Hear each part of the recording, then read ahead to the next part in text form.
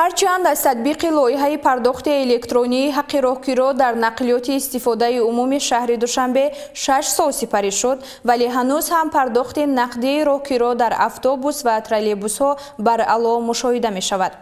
намояндагони сохтору муассисаҳои самти назорат дар бахши хизматрасонии нақлиёти ҷамъиятӣ корҳои фаҳмондадиҳӣ ба аҳолиро дар истгоҳ ва дохили нақлиёти истифодаи умум ба роҳ монданд. гузориши ҳамкоронамон дар ин бора.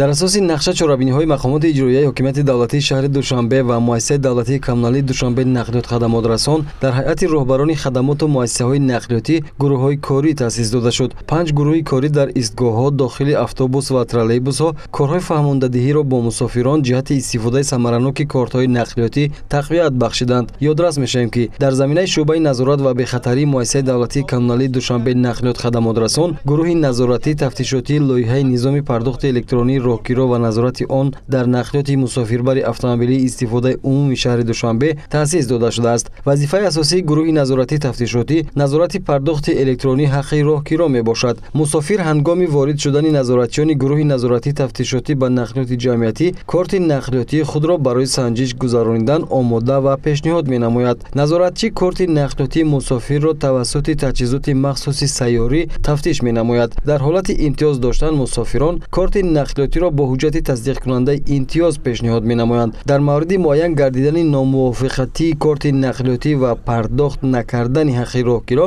аз ҷониби назоратчӣ чораҳои зарурӣ андешида мешавад.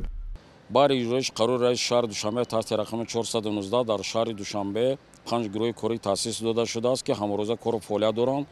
гурӯҳи корӣ иборат аз кормандони хадамоти давлатии назорат ва танзим дар соҳаи нақлиёт, кормандони Душанбе нақлиёт хадамотрасон ва лоиҳаи ситикорт ҷДММ авиасогурӯҳ иборат аст. аз аввали сол то ин ҷониб аз тарафи кормандони хадамоти давлатии назорат ва танзим дар соҳаи нақлиёт зиёда аз 2000 қоидавайронкунӣ ошкор карда шуда, нисбатшон тибқи моддаи 295 прим 1 ҷаримабандӣ карда шудааст. касе ки истифода намебарад корти нақлиётиро 18 сомонӣ ҷаримабандӣ карда мешавад. тибқи моддаи 295 прим 1 кодекси вайронкунии маъмурии ҷумҳурии Тоҷикистон.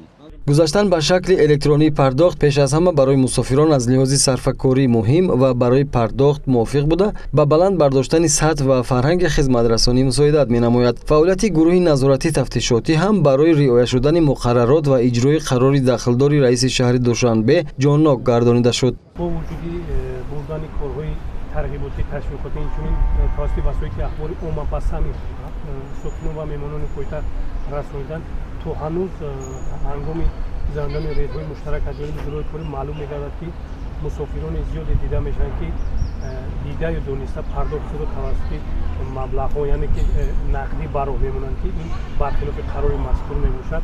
мусофироне ки ҳаққи роҳгиро дар нақлиёти истифодаи умумро тавассути корти нақлиётӣ пардохт мекунанд, аз роҳату мувофиқ ва сарфаи маблағу хизматрасонии муосир сухан мегӯянд.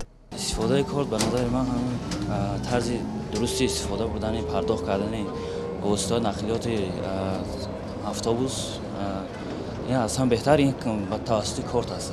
дар Эрон инҷо зиёд будам, Туркия будам, ҳама ҷо ҳама бо корт кор мекардем. ман миқдори 4 нишон 1 нишон 72 сомонӣ 4 нишон 18 сомонӣ ҷаримабандӣ таъин кардам. мо ҳамин ҳолата иҷро кардаем. қайд кардан лозим аст, ки бо мавриди истифода қарор гирифтани валидаторҳои нав мушкилоти фаромӯш кардан, бо худ надоштан ва ё пур кардан натавонистани тавозуни корти нақлиётӣ ҳалли худро ёфт. мусофирони муҳтарам, вақте шумо вориди нақлиёти истифодаи умум автобус ё троллейбус шудед, корти нақлиётӣ доред, ин корти шумо маблағ надорад ва ё кор намекунад муваққатӣ ё умуман корт надоред, мехоҳед ки аз пардохти нақлиёти яксафарӣ истифода баред, валидаторҳои нав чунин хизматрасониро ба шумо пешниҳод мекунанд. дар валидаторҳои нав барои як сафар табло ҳаст. ман роҳгиро ба ронанда пешниҳод мекунам. таблои поён барои як сафар 2.5 сомон навишта шудааст. зер мекунам, чек мебарояд. чекро ман хел дар ронда мегирам ва ин чекро ман бояд бо худам нигоҳ дорам то вақте ки мефароям, яъне то анҷоми сафар. Мусофир бо пардохти нақдии арзиши муайяншудаи роҳгиро муваззаф мегардад ки чеки гирифта аз валидаторро то фаромадан аз нақлиёти ҷамъиятӣ бо худ нигоҳ дорад, чунки дар ҷараёни сафар дар сурати талаб кардани назоратчиёни гурӯҳи тафтишотӣ мусофир исбот карда тавонад ки ҳаққи роҳгироро пардохт кардааст. аз ҳама сокинони шаҳри Душанбе хоҳиш карда мешавад ки ҳангоми истифода намудан аз нақлиётҳои ҷамъиятии давлатӣ ҳангоми пардохт намудани нақдӣ чиптаҳои яксафараи худро дастрас намуда ҳангоми тафтиш намудани гурӯҳи кории редие ки дар кӯчаҳои хатсари дар кӯчаҳои шаҳри Душанбе фаъолият мекунанд пешниҳод намояд. пардохти маблағи роҳгиро дар лоиҳаи ситикорт тавассути телефони мобилӣ ҳам имконпазир аст. мусофирон корти ягонаи худро метавонанд дар троллейбус ва ҳам дар автобус истифода намоянд. лоиҳаи ситикортро дар миқёси кишварҳои минтақа шаҳри Душанбе яке аз аввалинҳо шуда дар амал татбиқ намуд. гузаштан ба низоми электронии пардохти ҳаққи роҳгиро дар нақлиёти истифодаи умуми шаҳри Душанбе фаъолияти корхонаву ҷамъиятҳои нақлиётиро манфиатовар мегардонад.